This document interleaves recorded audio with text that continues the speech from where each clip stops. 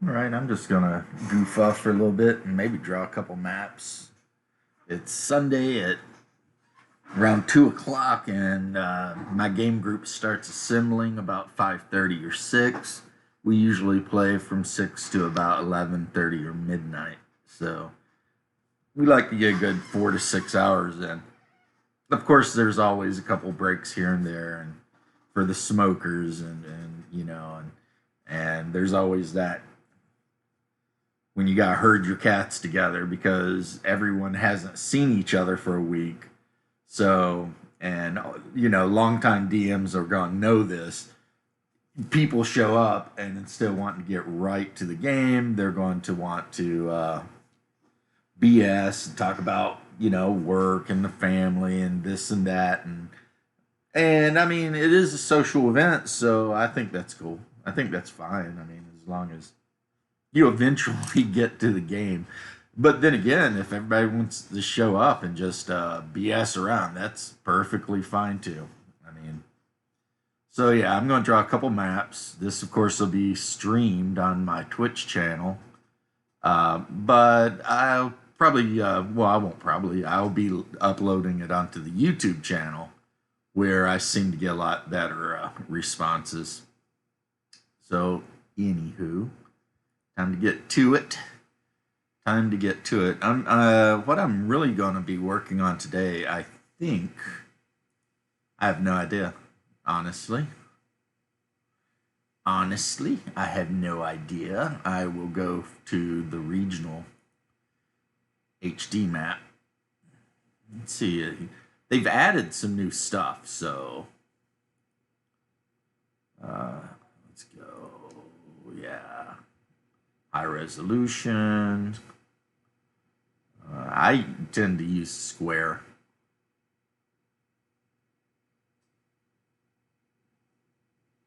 So, yeah, the first thing I need to do then is fill in this land. And that's not an issue. So,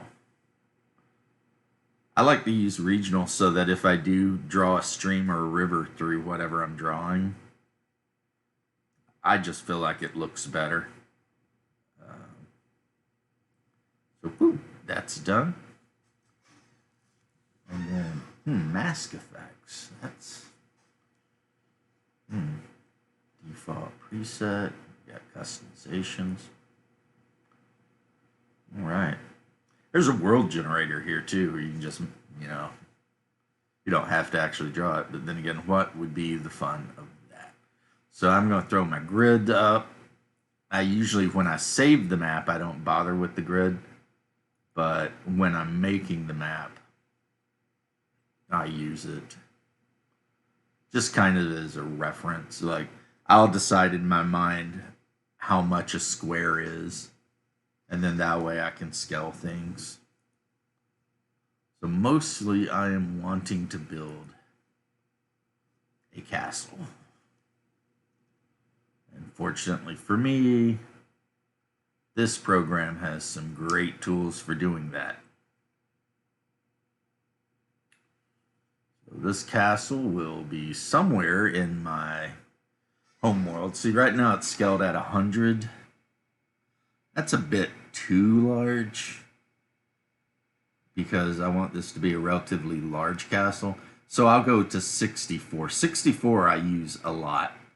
And then once you actually have the scale you're going to use, it's pretty easy to scale everything to fit that. But again, see, that's, I think I'll throw 3 walls and then a tower. Of course, I can also put buttresses and everything like that on. I could overlap it just a hair if I want. Like I said, this program's really, really useful. I'm probably going to check out. I'm definitely going to check out the Dungeon Fog program at some point also. It's another you got to pay to play, but I can afford the $4 a month, so I will be looking into that also. All right, so we're just gonna make a square castle. I'm thinking just a simple castle. I do kind of wish they had round towers. And also, you notice that the wall does not necessarily line up exactly with the grid. So that's another issue with this program. It's not a big deal. I mean, it's not a big deal. You just see me easily fix it. But it is something you will have to watch out for if you're making maps, especially dungeons. With this program is occasionally, for some reason that I have no idea, the things, the actual build won't line up with the grid that you're working on. But not an insurmountable problem. All right, so we're going to build us just a simple, see how that is right there? If you put it on the line, it's off. Now, you can adjust this a bit like that, and now, line her up, and it'll be just fine. But you have to watch that. I mean, I guess you don't have to watch it, but I've made that mistake a lot of times, so you can see where the wall's slightly off right there too, but probably not a big deal. Or, it's as big of a deal as you want it to be. That's my thing with that. So we need to grab another tower. Actually, we'll do walls. Sometimes you have to adjust the layers of walls. See, now that one's off a little bit. Sometimes you have to adjust your layers to make sure that things line up correctly.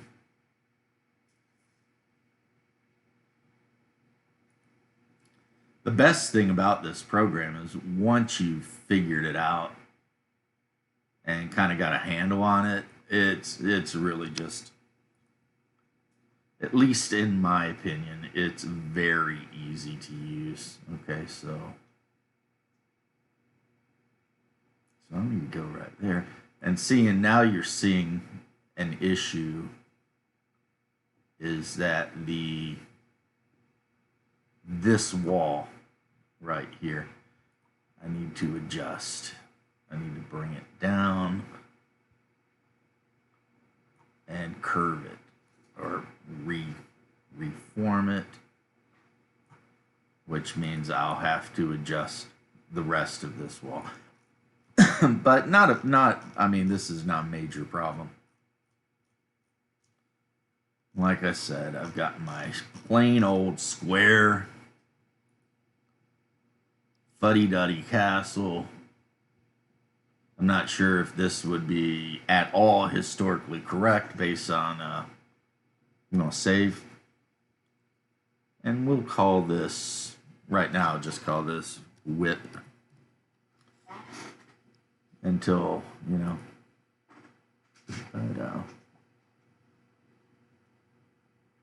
yeah, probably not at all historically accurate. I've only seen a few castles, like when I was in Germany, and they're definitely nothing like this. If anything, this is probably similar to what a Roman border outpost would look like. Something much earlier than the more heroic age. See, that's the thing. I didn't fix that angle, and it kind of threw everything off just a hair, but now it looks good.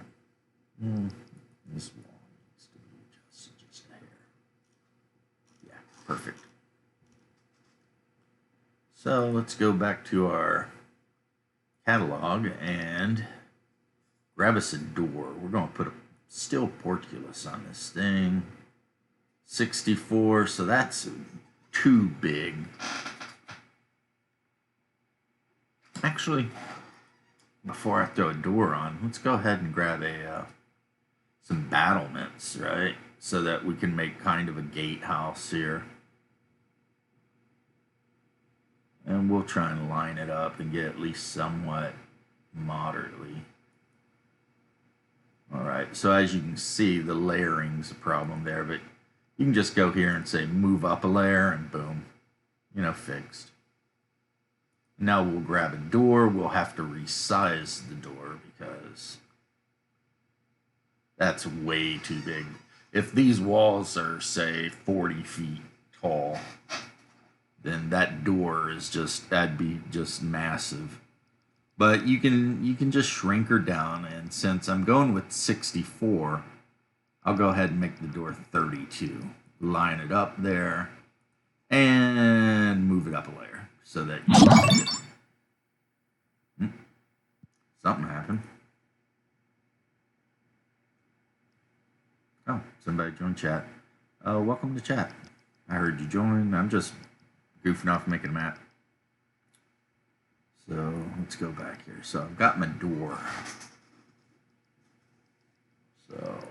And I have to remember my scale is base 64. So what is in this castle? Some minor noble probably.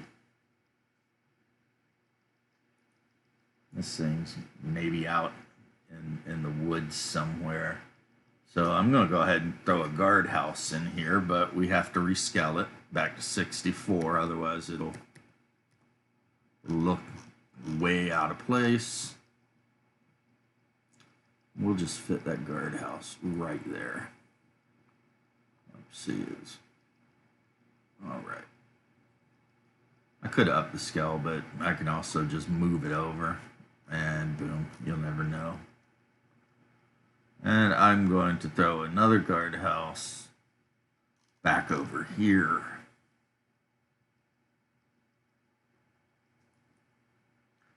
Now that one I'm going to have to move up a layer. So there we go. All right. Let's go to the catalog. We've got these wall stairs here, which are really cool. You can... And they're the right scale, so if you want to show where there's stairs leading up to the wall, that's an easy thing to do with this program.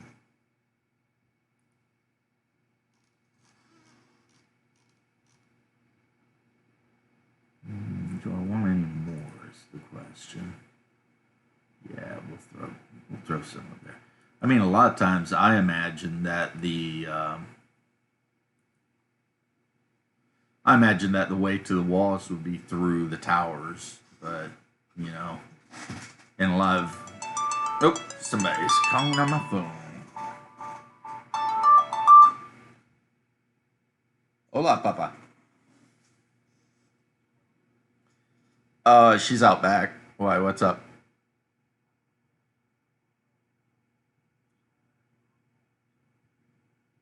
Oh, I can walk out into the back and get her. No problem, Pop.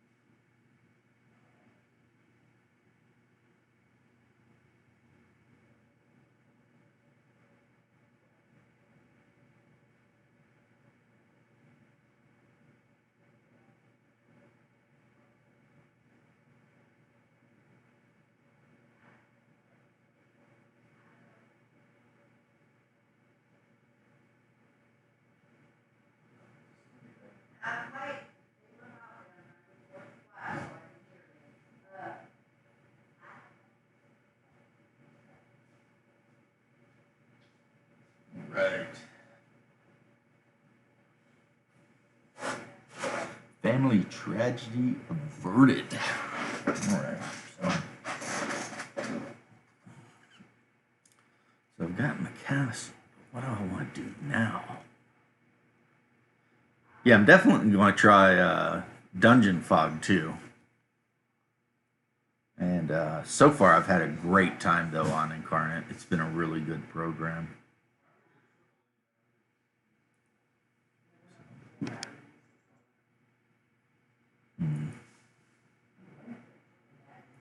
Let's go to the catalog and see what else we got that I might want to add in here. These bastions are cool. And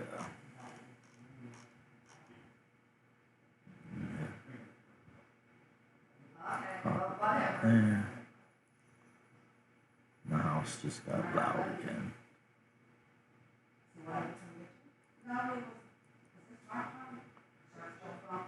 Yeah, he was just asking that name. Like I know his name.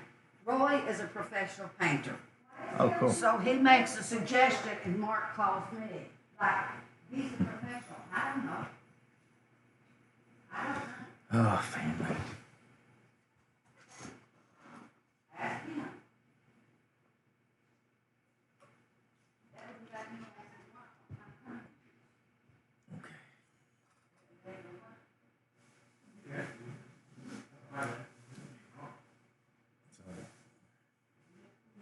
him. Do I want to put this on a plateau? Do I want to dig a moat around it? Is this a border fort? I think this is a border fort and there's going to be villages around it. So the next thing I'm going to do then is go up here and grab the brush tool, and I'm going to find some dirt. All right, let's open the catalog and let's find a good color. Let's see. No, that's grass.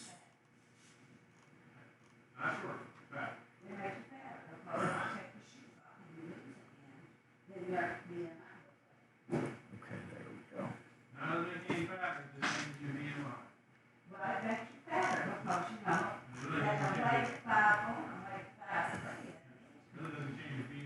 This is what it's like when you live in a family full of Russians and Irish. Just loud all the time. I mean, I wouldn't trade it for anything. I'm just saying, this is what it's like.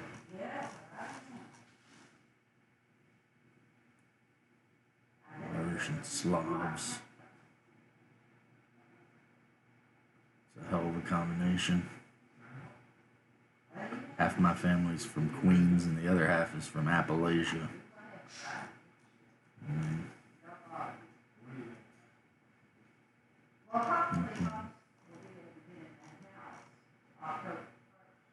So, no.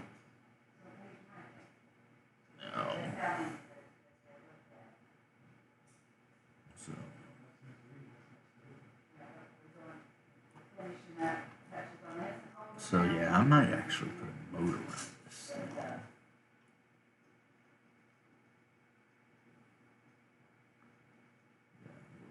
So that road leads off that way.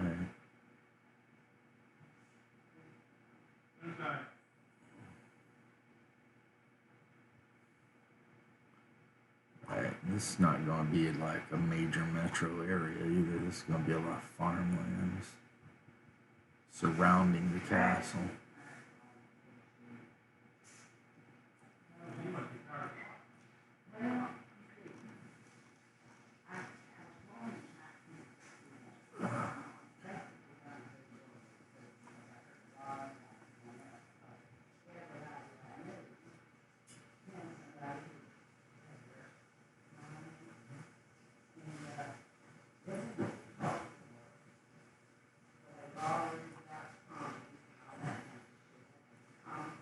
Best part of the Cold War was the music. That's my opinion.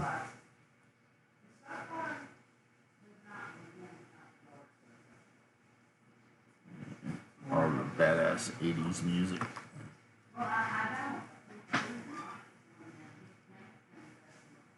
Okay.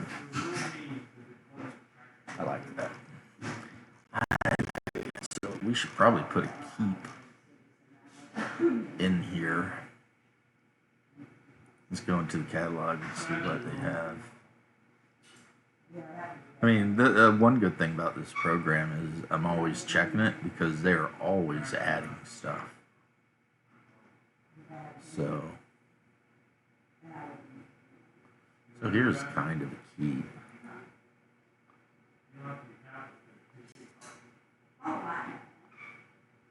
Okay, let's get to a religious segment now. Yeah, that'll be good. Let's see, the layers are kind of wackadoo over here. But I'll take the easy mode and I will just move that so that I don't have to worry about it. The less I mess with layers, the happier I am. So, okay, that's an issue there too. So I'm gonna have to raise this up a little bit, move this up a little. So that's fine.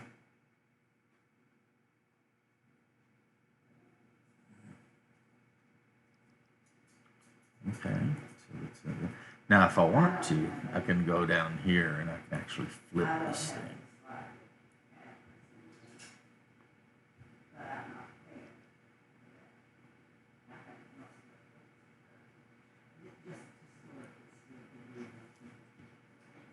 Well, we're getting ready to get into a debate about Roman Catholicism and Russian Orthodoxy in there.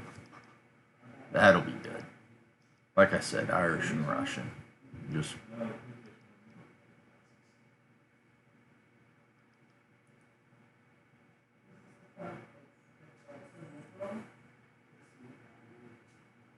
okay. Yeah, let's throw a temple in here.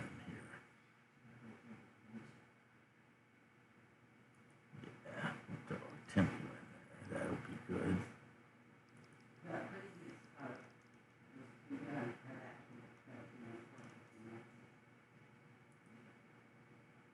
Okay. Where's it go? Pope Benedict was forced into Hitlerjugend during World War II, and he ran ammo from a bunker to an AA gun during the siege. I think he was like 13. His older brother was forced into the military too. He was also a priest.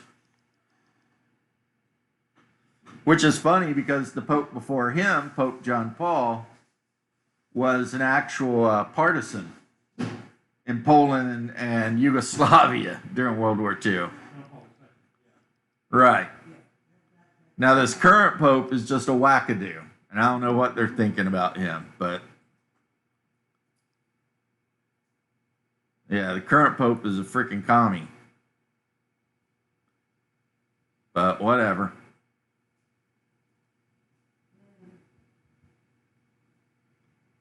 I mean, not that I want to get involved in a big debate about religion, but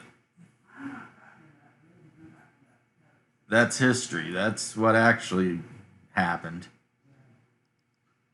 So yeah, we've got our keep. That looks pretty good. We got our castle. That looks pretty good. So now we need to build some villages around it. Well, first off, we need to figure out what we're going to do in there. Let's go to the catalog and I don't know. I might do the interior of this place in pave it. Make it look all civilized. This particular area is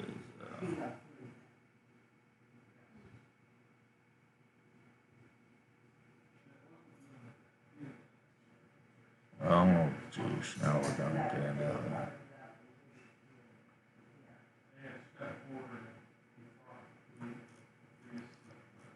Oh my goodness, I hope you guys can hear what's going on in the living room. We're getting ready to have another holy war in there.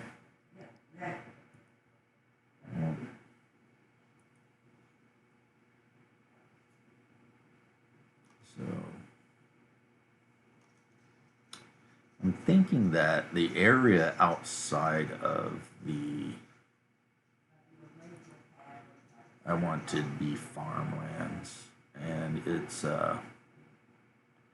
same scale, 64, which means one of these squares is probably about 50 feet or so, just generally based on the size of these buildings. So we're going to scatter. That's a nice little forge there. We're going to scatter a couple houses around.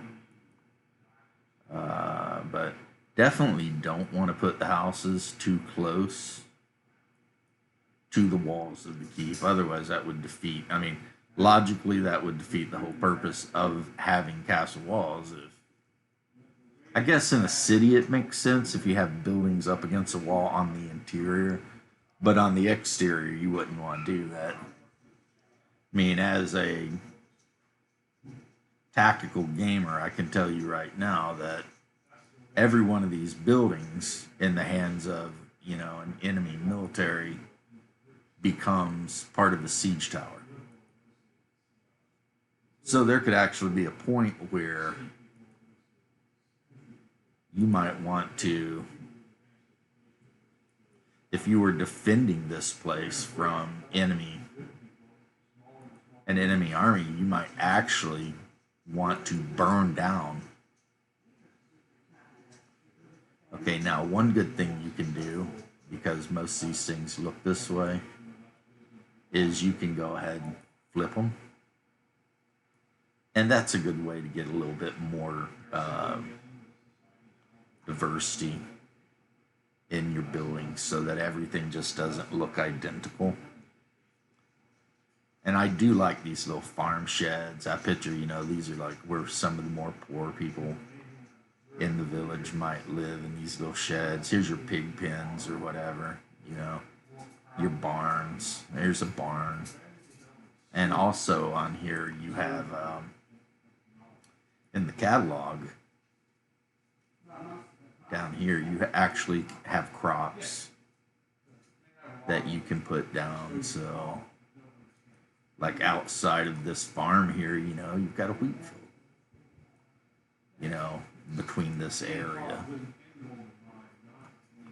And it might be a communal farm. All these people may work on it together and share the harvest. Less, of course, the percentage that the noble who actually owns this land, if this land is feudal, is absolutely going to take. He's going to get his part of it. But if it's not a feudal area, then,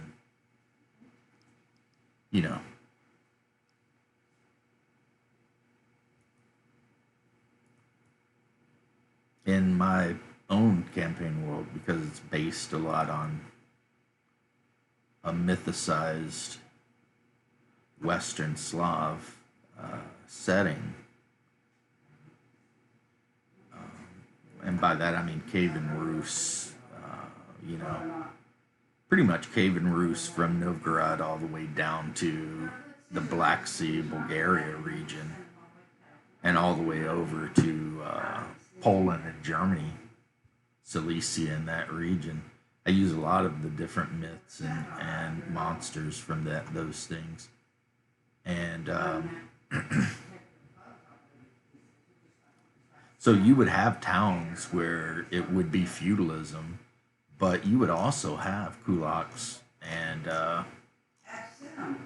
independent areas where the farmers would own their own land and just be responsible to pay a set amount of taxes per year, and then would otherwise be, for the most part, left alone. These were the people, of course, that the Soviets wiped out in Ukraine and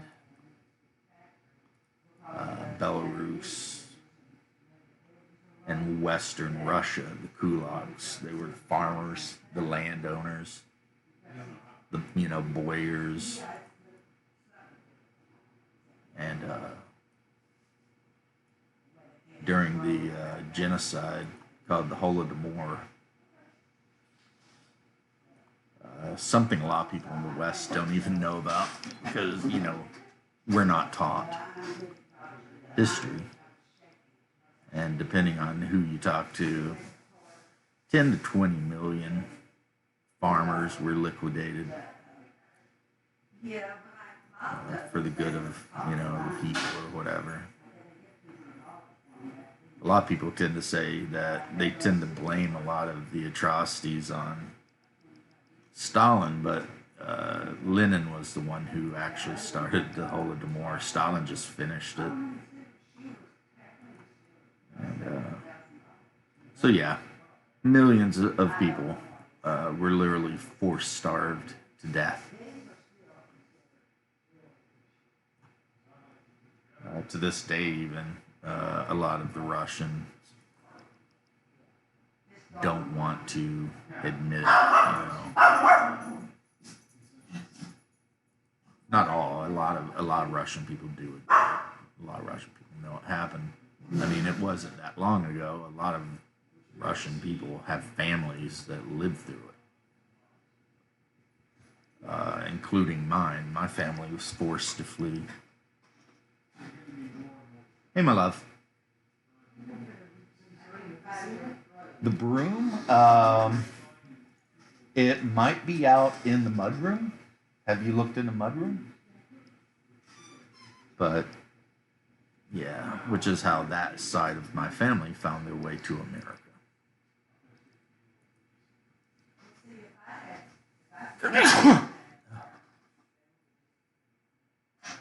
Like Fiverr. Because there are no cats in America, and the streets are paved with cheese. Alright, so let's throw a couple more houses down. And then this area will be done. I'll do this like grass and whatever. Whether I decide to put a moat around it or not, I haven't decided entirely yet, but it's not a bad idea, honestly. So we'll throw that there. And let's throw a couple. I mean, I say these are sheds, but really they could be chicken coops, it could be animal pens.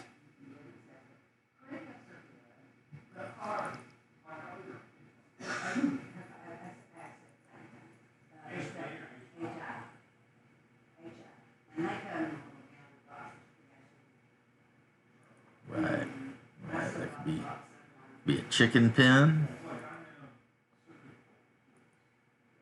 Could be mink. Man, you never know. They could be raising anything in those. Man, whatever they raise at your world. Since this is my world, could be just farmers. These kind of buildings, I mean, you can't really see them that great, but these kind of wood slat buildings were very common in Russia up until the 50s, really. Whereas this barn, this is much more of a Western European design. But this, the little sheds, this right here, these could be, from anywhere in Europe, from the Cuban roofs all the way to France or Spain. The Andalus. They have some pretty good desert buildings in this that you can use if you want to do something with more of a desert, Arabic flavor. And here, let's throw a couple of these down.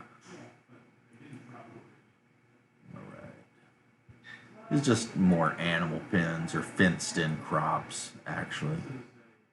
It's right now I'm just trying to make things not only interesting, but I'm building locations. So if an adventuring group comes here and I'm building this, so the hope is eventually they will, Um,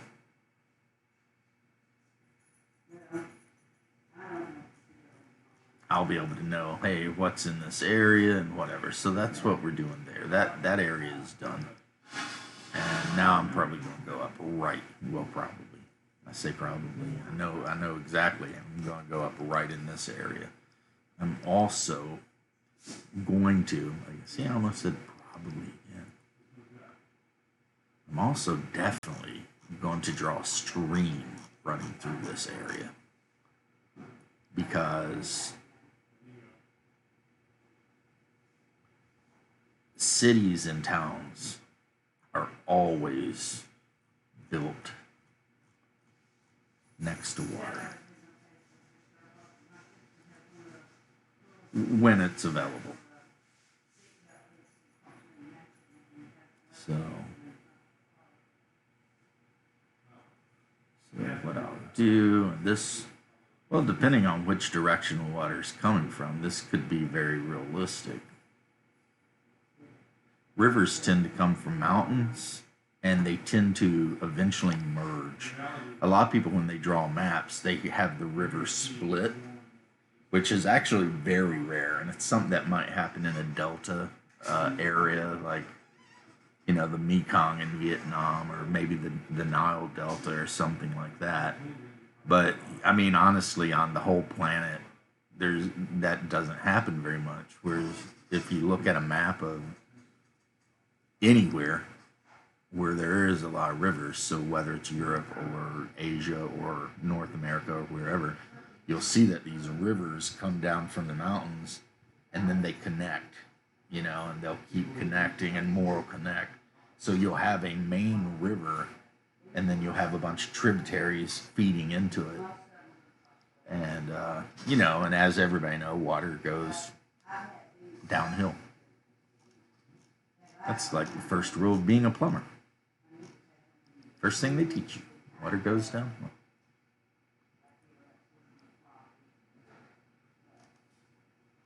So now one of the good things about putting this in here is now I can put bridges in. And I like putting bridges in.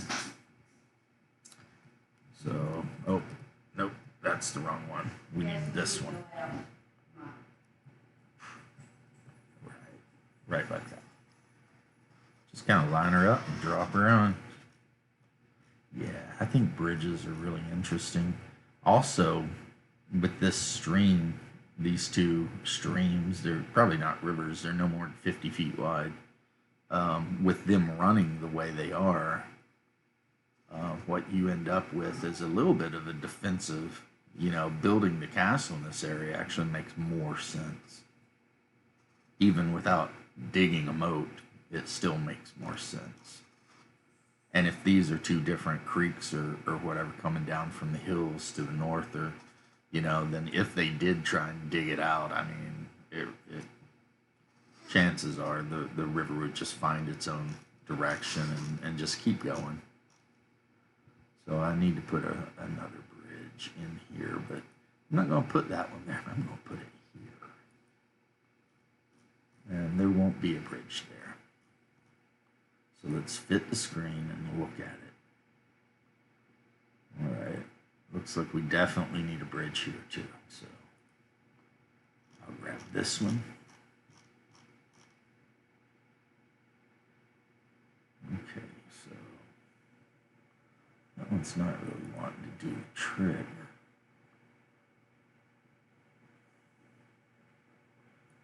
Would this one be better? This one might be better, but then I'll have to adjust the roads maybe, or no, I got an idea.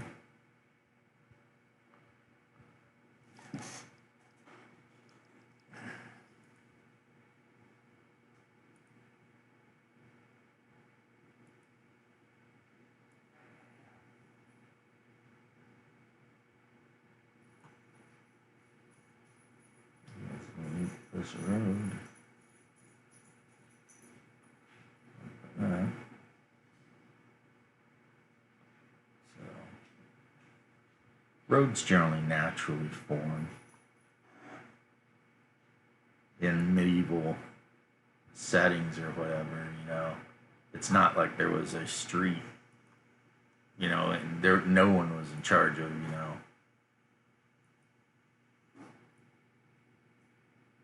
taking care of that stuff out in the countryside. So a road would just naturally develop as people.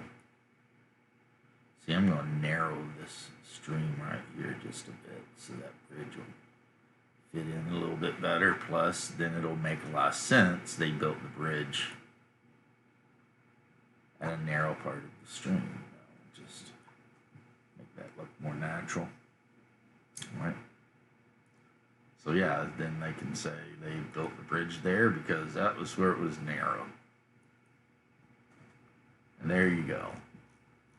So you've got your castle in the middle with a temple and a government building and your areas for your men-at-arms to hang out, your different towers and your archery training area or whatever. And then you got this small little town over here. Now this whole thing I'm going to do probably in a green. So right here would be a pretty good area to build a village, but I'm thinking more likely it would run through this area, along the stream. Yeah, so go back over to actually let's go up. Let's have a look. We got the village thing right here, right? So there's some pretty cool buildings in here too. So we can throw a couple of these down. Not get too crazy with it. Yeah, I don't care for that. I mean, it looks like halflings would live there. So that's not necessarily a bad thing. And then we've got a larger building here. And another building like here. So, and then what I'll do is I'll go back to the other group and we'll just mix them in. And then we'll start throwing down our fields. Well, there could be a forge over there. And this place, that looks like they definitely own some animals, That's a more wealthy farmer. And he's got him a big old herd of goats or sheep or whatever. This guy, he might even own the local butcher shop. He's got his animal pens. His house is probably gonna smell though. Surrounded by those pig pens like that. That's clucking animals all over the place at all hours. But he doesn't care. This guy does not care because he's rich, So you put up with little animal stench and, and you're rich. Right? Not a bad idea.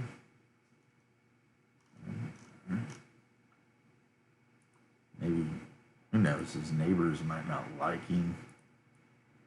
He might be kind of a shisty guy, You got to watch him when you order meat from him to make sure he's actually giving you the part, what you're paying for. If you're not paying attention, he might put his thumb on the scale or something. He might raise pigs, but he never actually sells pigs. He always sells other kind of animals, or maybe just throwing it out there. He might be this really big corpulent guy, and he's very powerful in the village. Buys a lot of drinks for people, so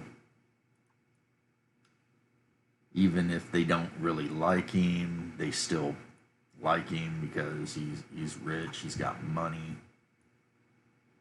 he's got a lot of friends.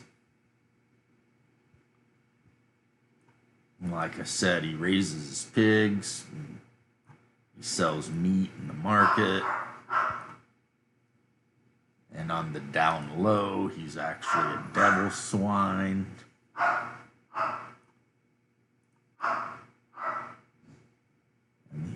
And maybe he runs the local tavern, and strangers come in if, they're not really connected. They're just like wanderers or whatever. They don't have a lot of family or anything. They go missing in the middle of the night, and no one in the village thinks to ask too many questions about it. No, he's just a wandering guy, Maybe he was an adventurer. Maybe he was just a wanderer coming home from the war.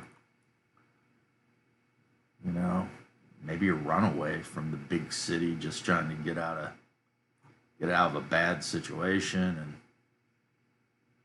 he's a nice guy. He gives them a room for the night. You don't have any money, don't worry about it. I'll find a way you can pay me back. And then the next thing you know, boom, they're in the stew pot. Devil swines are a monster that, for some reason, I don't know, they fell out of favor maybe.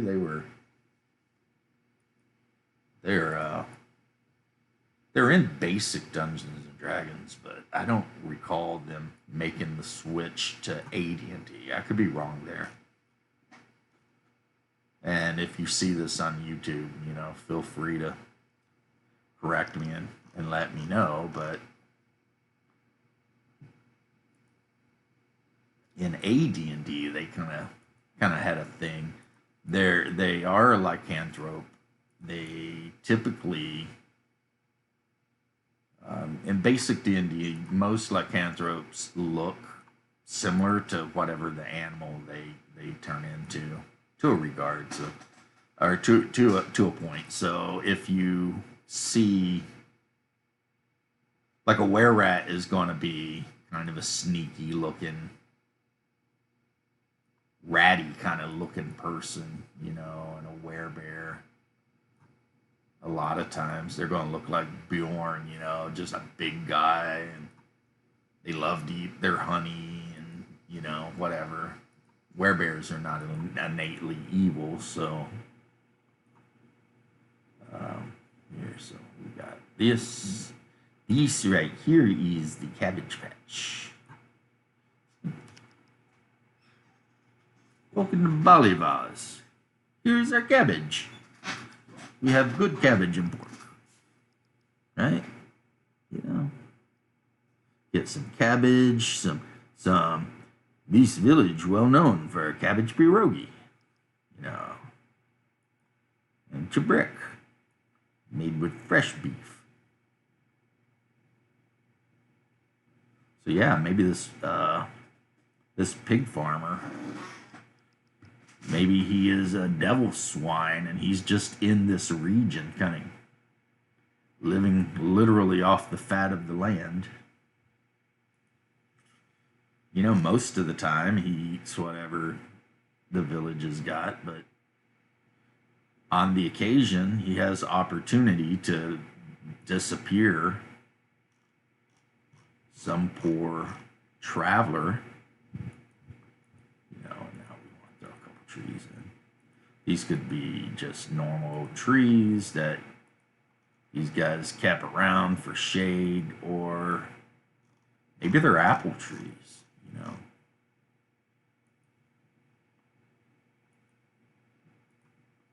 It could be. Obviously, a lot of times I post these maps on my Twitter account, and if anybody sees one of these maps made by Constantine on the Twitter, I think my handle is Rhinor the Ancient. They're free for whoever wants to. Download them and use them in your game if you want. Just go nuts, All right, I got some messages. What kind of messages do we got? Probably memes.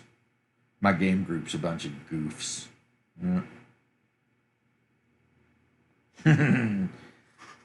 So this is a message from my brother. I have two last wishes. I want my remains scattered around Disneyland, but I don't want to be cremated. Okay. All right, so we got some trees. They're just for whatever, or they might be fruit trees, whatever. So let's fit the screen and let's look at what we got. I'm thinking there'll be a little thing right here, but it won't be a lot. Maybe. Well, I need to throw a tavern down. There has to be a tavern. This would be a great place for a tavern. So let's go and see which one of the inns. This program has many different inns that you could pick, and it has other buildings that look enough like an inn that you could pick them anyway, like the manor houses or whatever. Could just as easily be a tavern. But what would be a good one for this area? I want something nice. So I think this. Yeah, I think this be the inn. It's a relatively large building, and we're going to stick it actually right there. So there's our inn. Let me see if I'd prefer it flipped. Yes, I do prefer it flipped. So there's the inn. And there's going to be some buildings around it. This is probably the more metropolitan part of this area, I guess you could say. Another thing I'm going to do is boop, boop, boop, boop, boop, boop, boop, boop, do that, but no. I'm looking for the wells. You want to have a well in the area, I think. So let's scroll through and try not to be blind. Right there, right in front of me. So we're going to put a well right here, actually, right at this crossroads. Yeah, that's good. I like that. And then this area here. Oh, you know what we need? If we're going to have an inn, you definitely have to have a market near the inn. I mean, that's just a granted, right? If you're going to have an inn, you have to have a market near the inn. So here's a couple market stalls we're going to throw. And I'll go ahead and change the roads up a little bit. There'll be different pathways, obviously, leading around this area.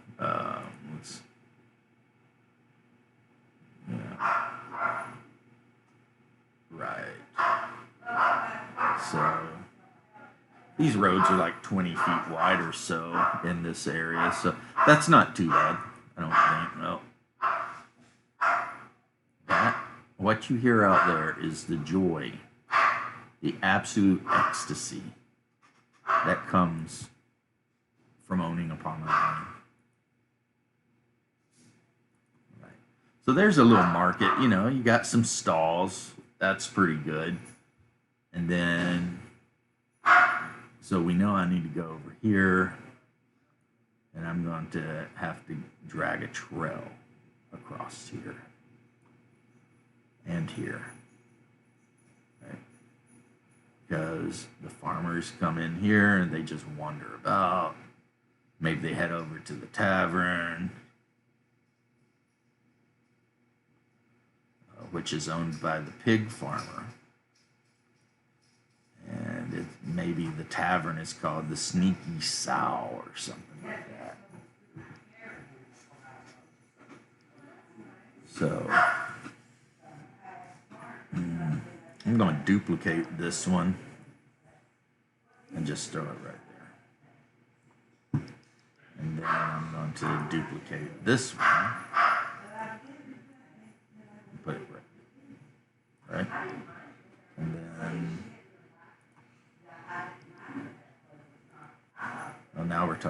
there, which is fine. Okay, no, that's farms. I'm not doing farms over here right now. What do we got here? Oh, just, a couple of village houses. So we'll just, boom, throw the village houses down here. These guys. My mom with her blue hair. All right. So yeah, we'll just throw a bunch of buildings around here. These guys. This is where you're gonna have a lot of your tradesmen live in this area, maybe. Okay, so and remember not to build anything next to the exterior of the castle, because I've already determined that the local lord is not having that. He is not interested in all that. So this is a different. This is a different building set, but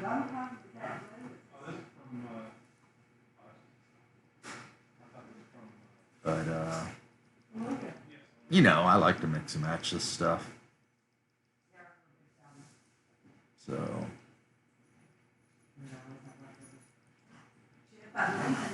you're leaving, Mom? I'm leaving to meet kids.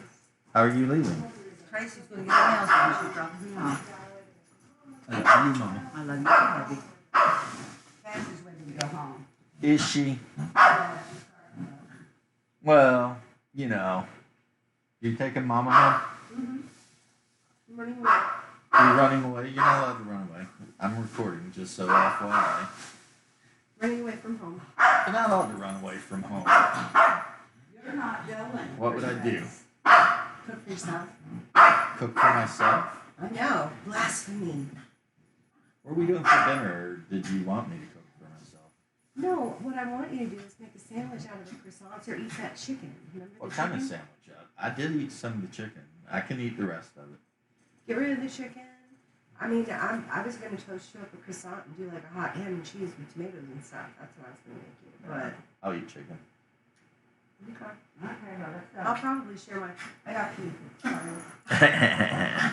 Now you're not going. You stay here. You're gonna have to hang on again. Phantom. He's like, I'm very angry right now. I don't think you guys understand the rage of a palm. Come here, buddy. Come here, my angry little palm boy. Come here.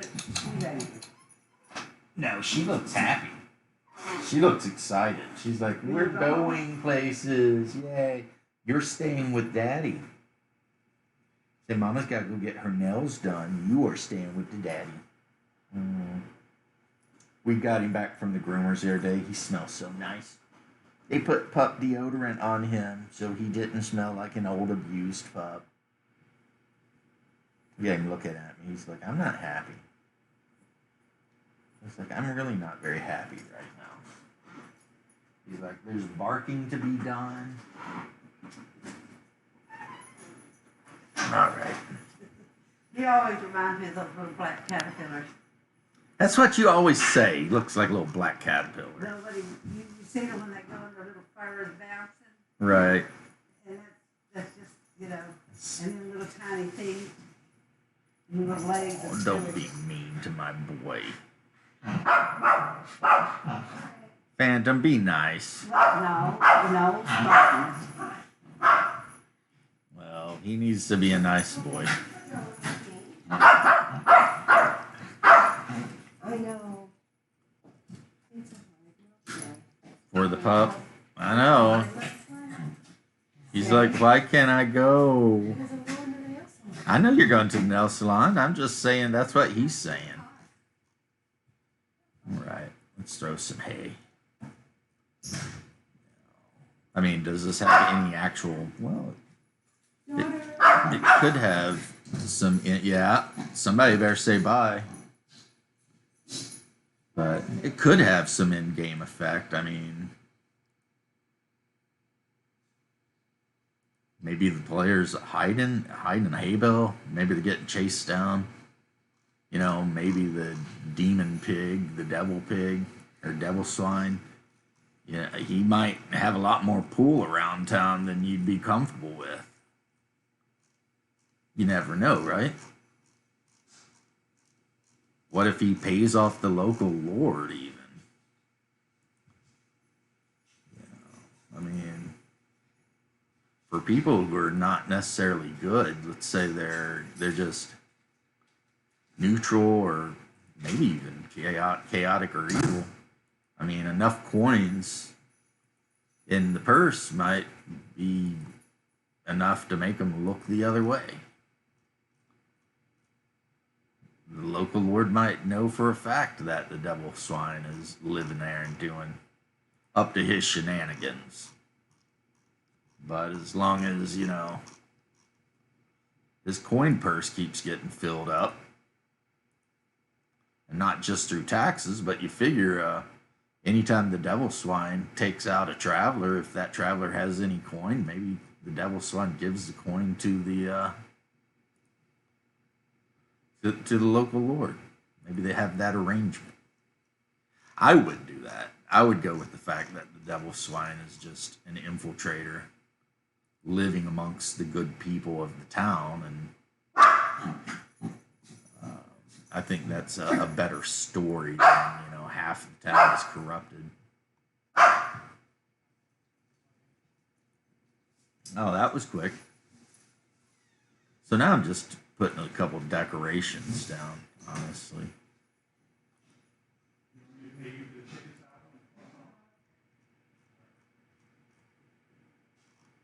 Okay. Okay, so we're going to put a couple wagons down. Hey, welcome back. Thank you. Uh, I really want to do something in this triangle. Bark, bark, bark. Yeah, she gets pretty bent if her grandma leaves and doesn't pop her head in and say goodbye. She does not like that at all. You know what might be good to put up here, and I know it's in the catalog, is a water wheel. Stay, Phantom. Stay, Phantom. Come on, Phantom. They're so mean to the boy. Let's see. He shouldn't be happy. You guys are being mean to him. Okay, so that one's not the one I need. I need one that when I turn it, it's gonna. See, it doesn't look like any of them will. I mean, I can easily just slide it right here. You know, but I wish it would spin all the way around, but apparently it's not going to. However, that's fine. So now we got a water wheel, and that's where they're going to harvest, or not harvest, grind their grains down. I automatically want to say wheat, but honestly, it could be barley or anything millet. But that's where they grind it down. They grind it down right there by the bridge, and then this building right here is a bakery. So that's where, you know, if you're wandering near the bakery during any hours except maybe the middle of the night, you're going to smell that bread baking, and it's going to smell good. It's going to smell amazing. Maybe your characters might want to stop in there. Let's see about grabbing a loaf or two, you know, for the road. Some nice fresh bread made out of rye, with a little caraway on it. Maybe it's got a nice egg glaze. Could be some braided bread, some challah bread. Or, you know, I didn't enough, but, you know, challah. No, challah bread, you know. which a lot of people say is a Jewish thing, but is actually Eastern European and Jewish. In America, it's Jewish. In Europe, it's European. So let's see. So we've got our mill house. We've got our bakery. So that's going good. We don't really need any elven, dwarvish, or orcish buildings in the mix. No, I could put some villagers in just to, make it look a little cool. Yeah, let's see now. What do we got? We got some peasants at 64 scale, so we'll put that guy right there. He's just this guy's standing out in the field here, looking like a goober. Here's little kids. Got some kids over here with their mom playing by the bridge. And of course, you can swap their angle out. Hit that button, swap the direction they're looking, no problem. So, you got your different workers, peasants, whatever. They're out here just living life. Just living their life, raising their animals. Working, having a good time, paying some taxes, which is not a good time, but these guys are lucky. They live right downwind from that bakery. So they get to wake up first thing in the morning and smell that fresh bread cooking. Or maybe some nice cakes. She might be making some kind of apple bread if there's apple trees over there. So yeah, you got your various peasants just wandering through town over here. Craftsmen, workers, good wives, maybe some fishers, That's what the kids are doing. They're not in school or anything, if there even is school. So maybe the kids are all hanging out by the stream, chucking rocks at frogs and trying to catch fish.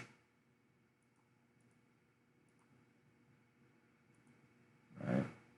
So I threw some peasants in there. I'm going to throw some peasants around. Yeah, see, they're all hanging out right here. This is the market area, so, this is where they all go to sell their wares,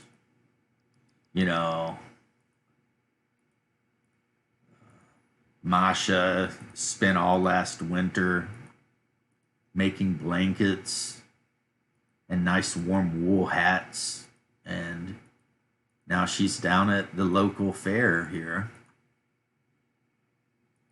selling her goods, and she's going to take that money and buy some more material, and perhaps she might buy a new axe for her husband, because his old axe is, it still works, but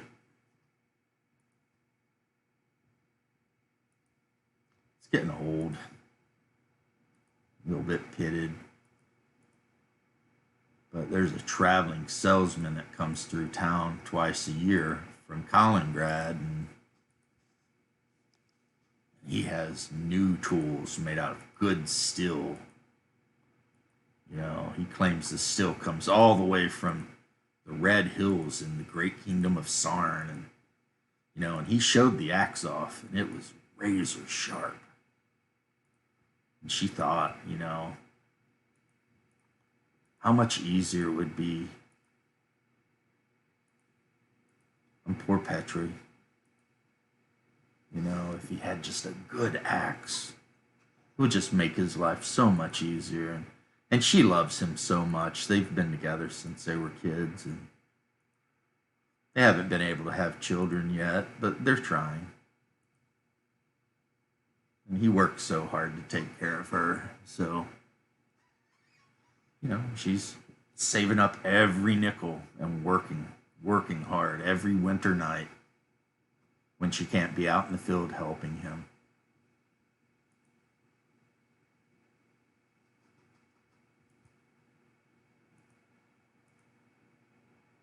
And she's going to get him that new axe.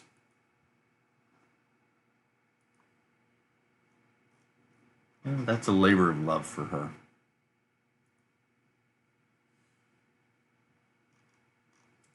Petrie will love it, you know. But he's a happy man. He works hard. His back hurts a lot now, you know. He's a hard worker. He cuts wood to keep his family warm. He works his fields. He's regular in church. His taxes are paid. He owns his land. So no one's his master, really. He can live a proud life, you know, working his own soil. And you know, they go to the temple and pray to the All Father every seventh day, every day of rest. That one day they'll be blessed with children. He's not too old yet. And she's still young, fair maiden, really.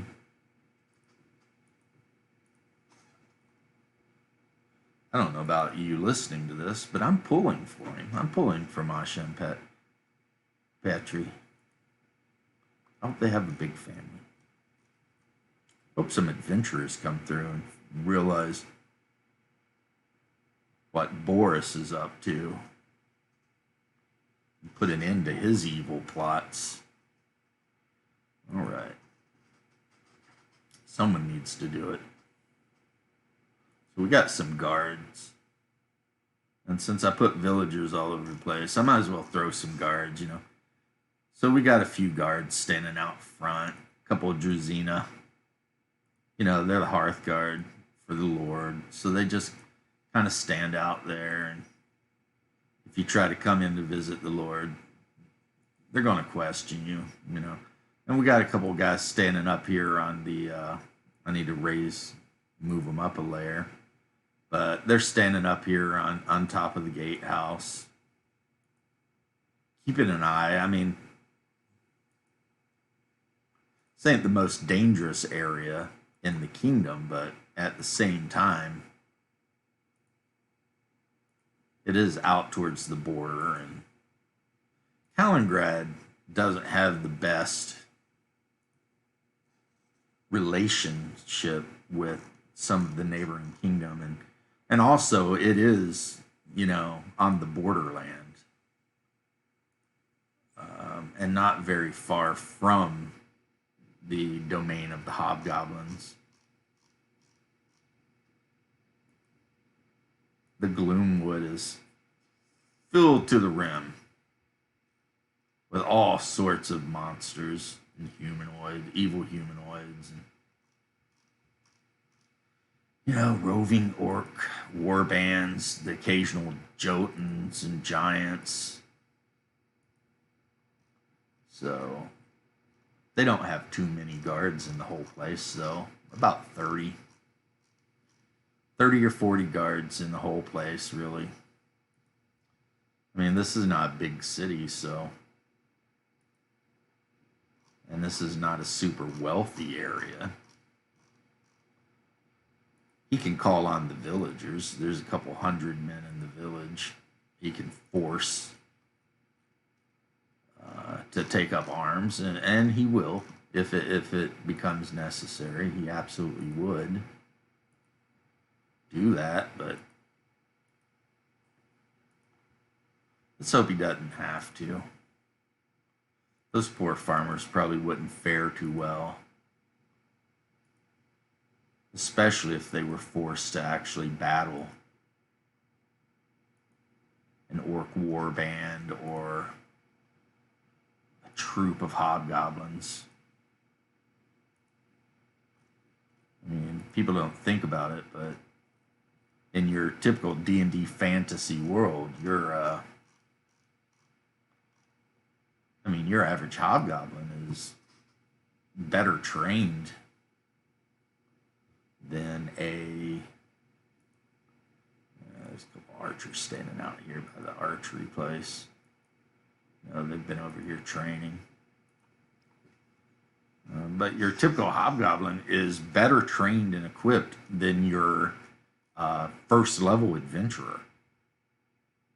And your first level adventurer is much better, much more capable than a 0 level conscript. So that's another thing to take into account too. I mean, yeah, you can call all of the farmers in this little area up, and there might be, I don't know, looking at this map, there might be 50 of them, and just chuck whatever you can at them. Most of the time, where are you going to give them? A spear? If they're lucky, they might get some padded armor. All right, let's throw a couple members of the clergy are going to be standing around outside this temple.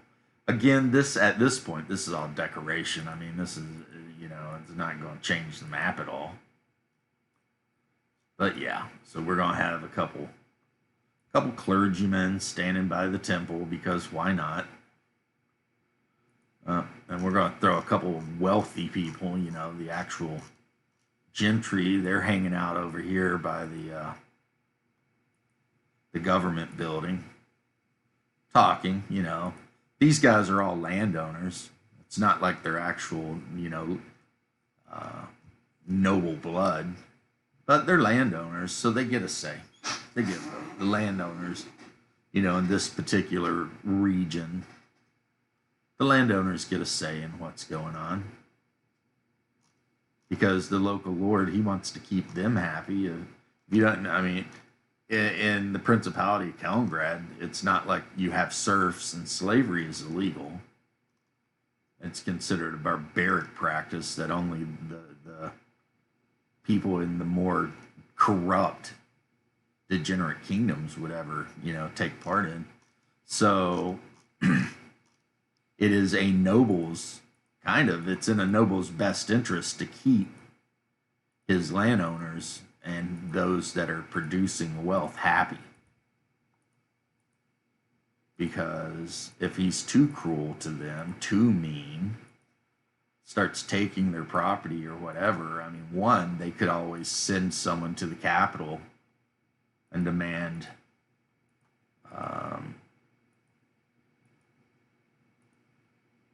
the actual princes of Kaliningrad to send a representative to straighten out whatever's going on. I mean, there is that. They could do that. And which mostly the princes are going to side with the noble. I mean, they put him in charge theoretically for a reason. But the real problem the noble would face is what happens if the wealthy people just move. They just pack up and leave. And now he's got, his tax base goes to hell. He can't keep his castle up anymore. He can't hire guards as much as he would want to. And when these wealthy people go, they're going to take a lot of their servants with them, in theory. And his choice will be to continue with his failed policies of being cruel and overtaxing his people, which will cause a death spiral for his land holdings. And once the word gets out to, bandits, brigands, whatever, that, hey, the castle over at this area, he can't even afford guards. At that point, it's only a matter of time before maybe a rival noble lord steps in. It's like, all right, you can't take care of your people? Well, I can, so here I come. Or maybe some hobgoblins or an orc warband. They hear about it. I mean, hobgoblins do occasionally trade with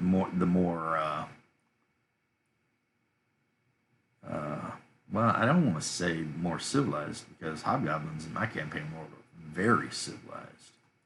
They are you see I'm going over the roads, but I'll just lay them back in. But see, that looks much better, right? Much better. But yeah, the hobgoblins in my campaign world are actually very civilized. they're also very evil. That is the thing. They are very evil. But their evil is like the thing with the hobgoblins is, and to the lesser, well, goblins not so much. Hobgoblins, yes. Goblins, bugbears, not so much. But the thing with the hobgoblins in my game is they are hobgoblin supremacists. Absolutely. They are convinced that they were created by Maglubliet, the god of the goblins and hobgoblins and all that, to conquer the world. They believe that their god gifted them the entire world. It is their land, and that all the other races, including, goblins to a point, are pretty much just there to serve them. Now, the goblins might disagree with this this opinion to a degree, but not really. It is. I mean, the goblins are going to say, well, they're the actual chosen of Maglubiet, and it's their right to conquer everything. But the problem is, goblins are kind of stupid, and they don't work well with each other that much. They tend to have despotic leaders, powerful chiefs or whatever, and these chiefs rule by force. And when one of them gets assassinated, then the whole tribe falls in amongst itself.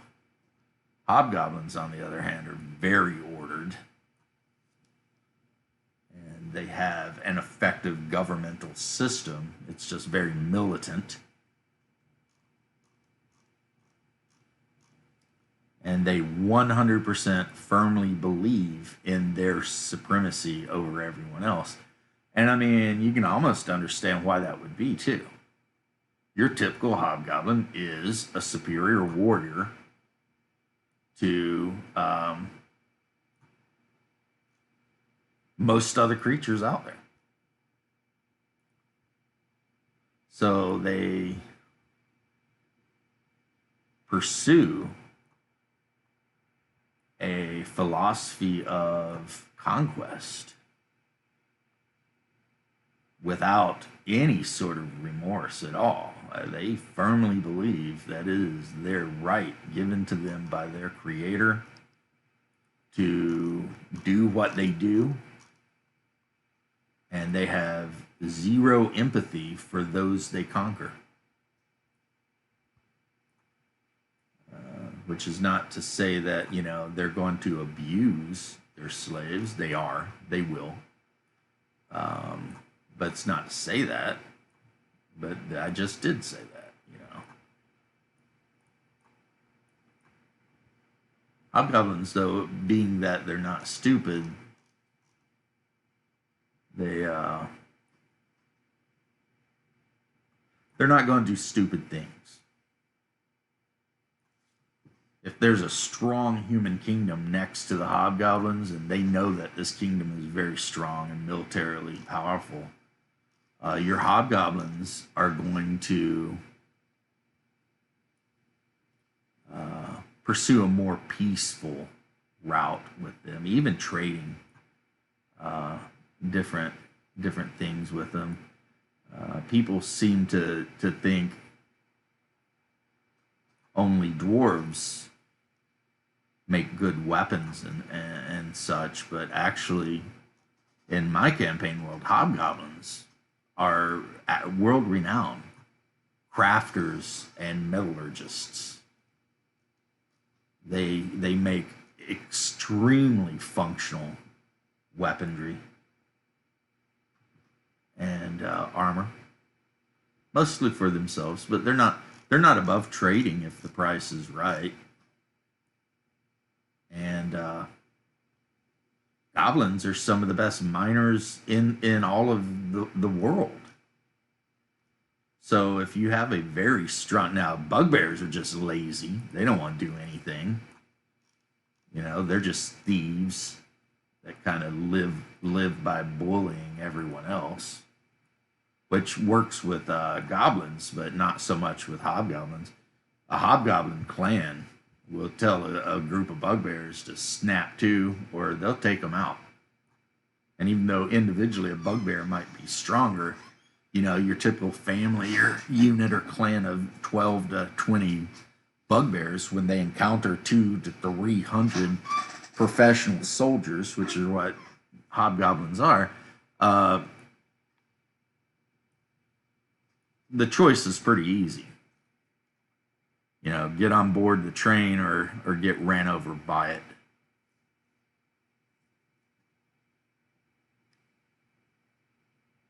So, in my personal campaign world, the hobgoblins have a kingdom. They have a whole region that they rule.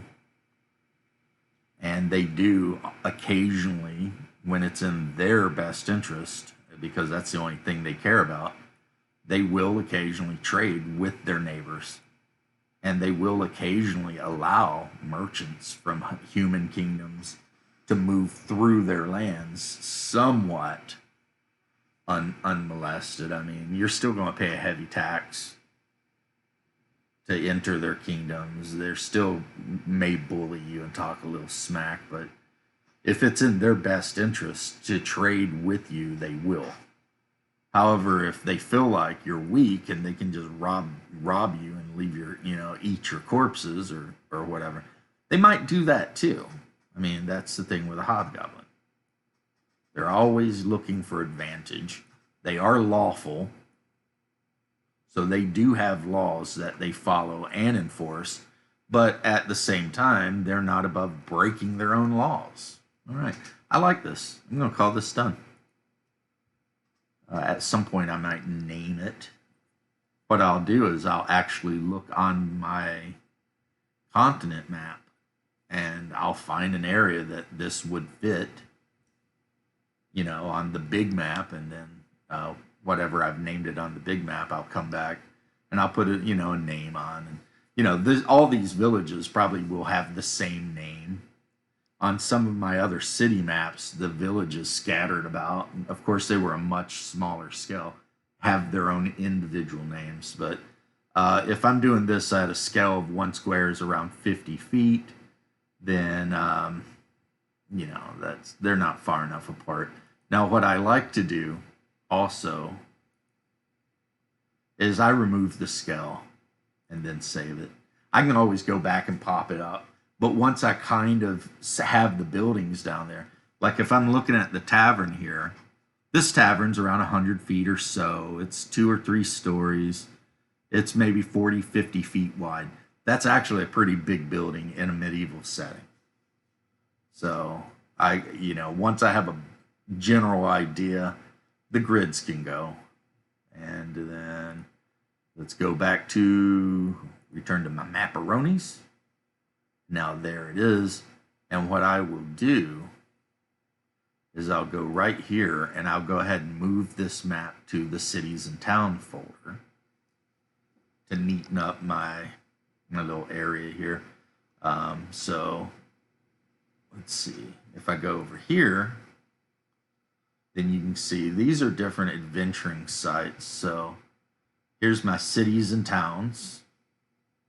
Here's the map of the actual continent of Quarren, where the current campaign, well, it's the only surviving continent on my world. The rest are destroyed during an apocalyptic event hundreds upon hundreds of years ago called the War of the Ascension. Then here are the elven kingdoms I've drawn. There's 5 elven kingdoms. This is the Karlov Estate folder. This is the current adventure that I'm running, takes place here.